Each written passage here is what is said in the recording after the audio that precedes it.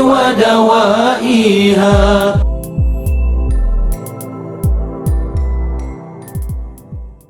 Mudah-mudahan apa yang sudah kita persembahkan, kita panjatkan, diterima di sisi Allah. Amin ya rabbal alamin. Dan segala dosa kita diampuni olehnya. Amin ya rabbal alamin.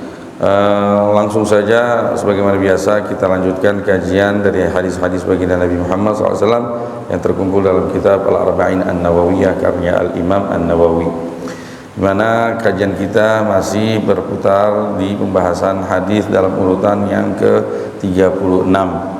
Ya, hadis yang cukup panjang. Di sini paling tidak ada 2 tema atau 3 tema yang dibahas di sini, yaitu tentang fadilah, keutamaan orang menolong saudaranya, meringankan beban saudaranya, ya, apa ganjarannya ya bagi Allah baik di dunia maupun di akhirat. Juga nanti akan kita dibahas juga fadilah nuntut ilmu, ya, fadilah nuntut ilmu, karena dengan ilmu tersebut kita tahu arti pentingnya kebaikan dan arti pentingnya kebersamaan, ya, antar sesama. Juga nanti di akhir hadis disebutkan juga tentang fadilah membaca Al-Quran, ya, membaca Al-Quran atau dalam makna lebih luas menuntut ilmu agama tadi, ya. Tapi ini menandakan bahwa sumber utama agama Islam itu adalah Al-Quran, ya. Yang kedua baru hadis baginda Nabi Muhammad Sallallahu Alaihi Wasallam. Dari situ kita tahu agama, dari situ kita tahu arti penting kebersamaan dan kebaikan antar sesama. Karena hadis ini panjang dan kita sudah membacakannya di minggu yang lalu, menyingkat waktu, kita langsung saja ke kajiannya. Kemarin intinya barang siapa yang meringankan beban orang beriman, ya, membuat ia senang dari kesedihan yang melanda hidupnya, ya, maka Allah akan menggembirakan kita kelak di yaumul qiyamah dari kesedihan yang pada umumnya menimpa masyarakat umat manusia, ya, setelah dibangkitkan nanti, ya. Terus barang siapa yang menutup, ya, aibnya saudaranya sesama muslim, maka Allah akan tutup aibnya pula baik di dunia maupun di akhirat. Terakhir, wallahu fi aunil abdi maka kanal abdu fi auni akhi. Selagi seseorang tersebut berada dalam upaya untuk membantu saudaranya, Allah akan terus membantu dia. Mau cari pertolongan Allah, carilah dengan cara menolong saudara kita. Di situ ada pertolongan Allah Subhanahu wa taala. Diriwayatkan dari Abdullah bin Umar radhiyallahu taala anhuma marfu'an, tersambung sampai Nabi Muhammad SAW, bahwa Nabi Muhammad SAW berkata, ahabbun nasi ilallah anfa'ahum linnas. Orang yang paling Allah cintai, ya, adalah orang yang paling bermanfaat buat manusia. Wa ahabbul a'mal ilallah sururun tudkhiluhu ala kulli muslim. Dan amal yang paling Allah senengin adalah apa? Kegembiraan yang engkau masukkan ke hati seorang muslim, setiap muslim. Dengan cara apa? Au takshif anhu kurbah, atau ente buat kegundahannya dia hilang, ente buat dia gembira, tadinya dia sedih. Au taqdilahu dainan, atau enggak dia terlibat hutang, ente selesaikan hutangnya. Au tatrud anhu ju'an, atau enggak dia lagi kelaparan, kita selesaikan urusan kelaparannya dia. Wala an amshi ma'a akhil muslim fi hajatin ahabbu ilayya min an a'takifa fi hadzal masjid syahran. Kata Nabi Muhammad SAW, saya berjalan bersama saudara saya, berjalan bersama saudara saya muslim untuk menyampaikan hajatnya dia, lebih saya senangi daripada saya beriktikaf di masjid saya ini selama sebulan. Lebih saya senangi selesaikan hajat seseorang muslim saudara saya, ya, ketimbang saya iktikaf di masjid saya ini selama sebulan. Wa man kaffa ghadabahu satarallahu auratah. Barang siapa yang mampu menahan amarahnya, maka Allah akan tutup auratnya Allah akan tutup kehormatannya, ya, yang ia malu untuk ia pertontonkan, ya, di nanti kelak di yaumil qiyamah. Wa man kadzaba ghaidzan walau sya'an yamdihu Allah. Barang siapa yang bisa menahan diri, ya, untuk membalas, ya, padahal dia punya kemampuan, andaikan dia mau membalas dia bisa balas, tapi dia tahan dirinya, dia tahan amarahnya, mala Allahu qalbahu ridhan yaumil qiyamah. Allah akan penuhi hatinya dengan keridhaan di hari kiamat. Wa man masya ma'a akhil muslim fi hajah hatta yuthbitaha lahu athbatallahu qadamah. Barang siapa yang berjalan berusaha untuk menyelesaikan hajat saudaranya dan dia wujudkan hajatnya tersebut, maka Allah akan tetapkan kokoh dia punya pijakan kakinya kelak di yaumul qiyamah, sampai dia tidak tergelincir bersama orang-orang yang tergelincir. Wa inna su'al khuluq la yufsidul amal kama yufsidul khal al asal. Dan ketahuilah bahwa jeleknya perangai itu bisa merusak amal perbuatan baik, ya, sama seperti halnya cuka dapat merusak madu yang manis. Dihikayatkan bahwa Sayyidina Umar radhiyallahu taala anhu ini kayaknya udah ya, udah belum, nggak tahu, mestinya ini ada yang punya kitab sama nih, ya. Hah? Belum ya? Cerita Sayyidina Hasan Al-Basri tadi belum ya? Terus Sayyidina Umar radhiyallahu taala anhu di masa kekhalifahannya, Sayyidina Umar ini luar biasa. Dia setiap malam tuh mengkerahkan perhatiannya ke orang-orang yang membutuhkan perhatian, terutama janda-janda, orang-orang miskin. Dia yang turun tangan sendiri. Sayyidina Umar di waktu malam dia menaruh banyak perhatiannya dengan janda-janda. Faistaqi lahunnal ma'. Dia timbain air, dia siapin air untuk kebutuhan air di rumahnya. Iya. Suatu saat Talha, sahabat baginda Nabi juga radhiyallahu taala anhuma, ya, melihat Sayyidina Umar di waktu malam masuk ke rumah seorang perempuan di waktu malam. Kemudian Talha di siang esok harinya masuk ke rumah perempuan tersebut juga, tentu dengan izin. Dia pengen tahu ini perempuan cakep kali ini, masukin sama Sayyidina Umar nih. Malam-malam diam-diam masuk ke rumah orang. Talha pengen buktikan, siang-siang dia masuk ke dalam. Tahu-tahu di dalamnya penghuni rumah ini adalah orang perempuan tua renta yang sudah nggak bisa berjalan, duduk dalam keadaan lumpuh. Terus dia bertanya, Talha, apa yang diperlakukan oleh orang tersebut di malam hari, maksudnya Sayyidina Umar kepadamu? Apa dikatakan oleh dia? Semenjak beberapa masa yang lalu dia begitu sudah mengkerahkan perhatiannya untuk mengurusi saya.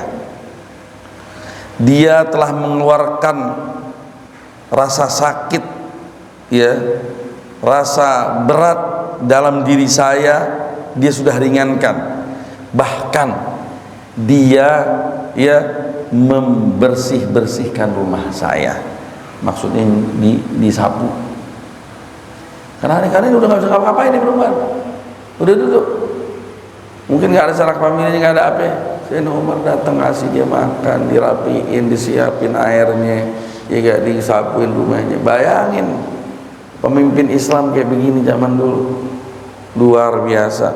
Ya sekarang nggak mesti deh pemimpin Islam masuk ke rumahnya, utus beberapa orang cari, ya suruh tuh bupati-bupati, ya wali kota untuk perhatian sebagai utusannya. Wali kota nggak bisa serahkan kepada para bupati atau camatnya serahkan pada lurahnya. Semua kontrol yang rapi, ya hierarki tersebut terkontrol, laporannya ada. Apalagi bentuk susunan tata negara ini sebenarnya udah rapi, tinggal dijalani dengan baik, ya luar biasa. Ya, dan diriwayatkan dari Anas bin Malik radhiyallahu taala anhu, Nabi Muhammad SAW pernah berkata, "Idza arada 'abdan," syuf, dengerin Anda, ini penting. "Idza aradallahu bi'abdin khairan sayyara hawaijan nas ilaih." Kalau Allah menginginkan kebaikan kepada seseorang, Allah pengen kebaikan jatuh ke tangan saya misalkan. Ya. Allah buat saya jadi tumpuan hajatnya orang. Artinya begini, orang yang tahu tentang hadis ini, dia akan bergembira dibuat repot sama orang-orang yang benar-benar butuh. Bahkan dia berterima kasih, terima kasih lu udah pilih gue jadi tumpuan hajat ente. Ada ceritanya tuh. Saya patut berterima kasih kepada Anda sebelum Anda berterima kasih sama saya. Kenapa? Karena engkau sudah memilih saya dari sekian banyak orang yang mungkin engkau bisa datangi. Engkau pilih saya, engkau percaya bahwa saya bisa membantu melunaskan hajatmu. Kenapa? Karena ini tanda baik buat saya. Artinya Allah menginginkan kebaikan untuk saya. Masya Allah, luar biasa Nah, hadis berikutnya. Nah, ini semua rasa seperti ini belum bisa kan? Belum. Rasa seperti ini nggak mudah, ya gak? Ini namanya akhlak. Kedermawanan ini ada yang sifatnya diwarisi. Kalau kebetulan keluarga kita, sanak famili kita ada orang-orang yang dermawan, kita dari kecil udah ngeliat wabah umi kita demen tamu, demen apa, itu biasanya tuh udah darahnya begitu, kondisi rumahnya begitu, tuh anak terwarisi itu sifat itu. Tapi ada orang yang belum mewarisi sifat ini, bahkan dia sadar bahwa gue nih kayaknya pelit, gue nih orang sadar loh, gue kayaknya pelit banget, gue takut banget miskin gini. Yang sebelum orang sadar, diri kita masih sadar duluan nih, kayaknya berat banget gue mau ngeluarin. Nah itu kalau tahu begitu tuh kita mesti bisa melatih diri kita. Cara melatih diri kita sering-sering dengar nasihat, sering-sering dengar cerita orang-orang soleh, bagaimana kiprah mereka, bagaimana sifat kedermawanan mereka. Berarti apa? Caranya apa? Pertama, menuntut ilmu dulu. Makanya penting. Lanjutan hadis ini berkata, wa man salaka tariqan yaltamisu fihi ilman sahalallahu lahu tariqan ilal jannah. Barang siapa yang menempuh jalan di sini jalan benar-benar jalan menuju tempat ilmu, atau menempuh cara gitu secara maknawi, ya misalkan dengan membaca atau apapun itu wasilahnya, ya intinya tujuannya adalah mencari ilmu dengan wasilah, dengan sebab wasilah tersebut, ilmu syariat terutama, ya. Sahhalallahu lahu tariqan ila, Allah akan permudah ia jalan menuju surga. Artinya mudah. Dengan itu insya Allah, dengan pembiasaan, dengan belajar dan dengan membiasakan, akhirnya kita jadi orang yang baik, ya, orang yang bisa tahu arti pentingnya kebersamaan selama kita hidup di muka bumi. Iya. Maksud dipermudah apa? Artinya nanti dia masuk surga nggak pakai banyak dihitung-hitung, nggak pakai banyak-banyak dihitung-hitung, ya, dipermudah masuk surga, nggak bertele-tele. Ada satu riwayat, ya, wala alimun. Kenapa? Karena orang kalau udah nuntut ilmu, berilmu, ya, Ini luar biasa. Setan lebih khawatir dengan orang alim ketimbang orang ahli ibadat. Diriwayatkan wala alimun wahidun asyaddu ala syaitan min alfi abid. Satu orang alim itu lebih berat bagi setan untuk bekerja, ya, menggoda, ya, ketimbang 1000 orang ahli ibadat yang tentunya tanpa dasar ilmu. Ya, walau anna abidan mata fil Islam mana kasafil minal Islam illa syakhsu. Andaikan seorang ahli ibadat meninggal, Islam nggak bakal kekurangan apapun kecuali dirinya. Tapi kalau orang alim yang meninggal, ya, seluruh manusia akan merasa kehilangan dia. Islam akan kehilangan orang banyak, karena hilang yang mengajarkan orang baik. Wa manaqasa alimun minal ard illa salama fil islami thulma. Tidaklah alim dari ulama umat Nabi Muhammad yang meninggal atau berkurang kecuali bertambah keretakan yang ada pada tubuh agama Islam. Itu retakan tersebut nggak bisa ditambal oleh siapapun, ya, mau berlalu berapa makhtalafal lail wan nahar, ya, mau berlalu waktu demi waktu tetap nggak bakal. Makin banyak ulama yang meninggal, makin rapuh tubuh agama Islam akibat retakan-retakan yang terjadi. Ala wa innal malaikata tadau ajnihataha li talabil ilmi ridwan bima yasna. Ketahuilah bahwa malaikat akan membentangkan sayapnya, ya, untuk menaungi atau menjebatani langkah orang-orang yang nuntut ilmu, ya. Kenapa dilakukan itu malaikat? Karena redho dari perbuatan yang dilakukan orang ahli yang mau nuntut ilmu.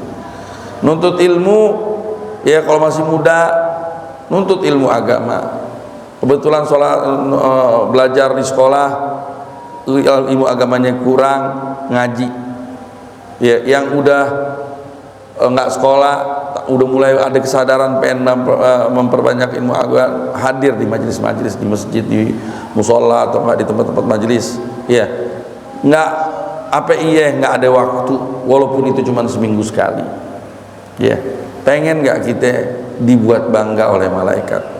Pengen nggak malaikat menaungi kita? Orang kalau udah dinaungin malaikat aman dari petaka, insya Allah, iya. Redho malaikat sama kita perbuatan. Ada kelanjutannya hadis yang begitu panjang. Kayaknya ini hadis memang gabungan dari beberapa riwayat. Walamidadun jarat bihi aqlamul ulama afdal indallah min dami syuhada. Ketahuilah bahwa tinta yang digunakan untuk menggerakkan pulpen yang digerakkan oleh ulama itu lebih afdal di sisi Allah dari kucuran darahnya para syuhada. Wala yawaddunna rijalun qutilu fi sabilillahi, ya, an yab'athuhumullah fi yaumil qiyamah ulama. Orang-orang yang meninggal di jalan Allah setelah ia mendapatkan kebaikan Allah dan dia melihat bagaimana Allah memperlakukan orang-orang yang meninggal dalam keadaan alim, dia berangan-angan untuk bisa dihidupkan lagi oleh Allah Subhanahu wa taala agar dia bisa menjadi orang alim. Karena kecemburuannya terhadap kebaikan yang Allah berikan kepada para ulama. Ulama di sini bukan ulama sembarang ulama. Walaupun dia hafal Quran maju mundur, ya enggak? Walaupun dia udah belajar bertahun-tahun, profesor, doktor, kalau enggak ada rasa takut sama sekali di dalam hatinya kepada Allah, bukan ulama. Ulama yang benar adalah ulama yang mengamalkan ilmunya, yang penuh rasa takut kepada Allah, sehingga ia benar-benar bertakwa kepada Allah Subhanahu wa taala. Al-ilmu khasyah kulluhu yu'raf bidzaka ahlu. Ilmu itu, kalau mau tahu ilmu yang bermanfaat adalah rasa takut yang ada pada dada, ya, itu adalah ilmu yang bermanfaat.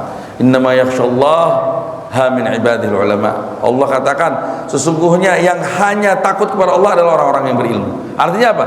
Kalau nggak dia takut sama Allah, artinya dia nggak ada ilmunya. Iya. Terakhir,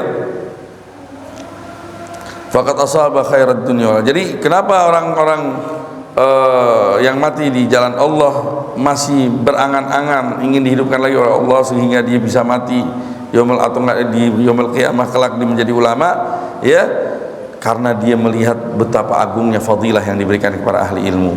Faman asaba ilman faqad asaba khairat dunya wal akhirah. Barang siapa yang mendapatkan ilmu, maka ia telah mendapatkan kebaikan dunia dan akhirat. Wa man adal ulama, barang siapa yang nyakitin ulama, faqad barazallahu taala bil muharabah, maka dia telah menantang Allah untuk berperang. Masya Allah, masya Allah. Ya, sampai di situ dulu.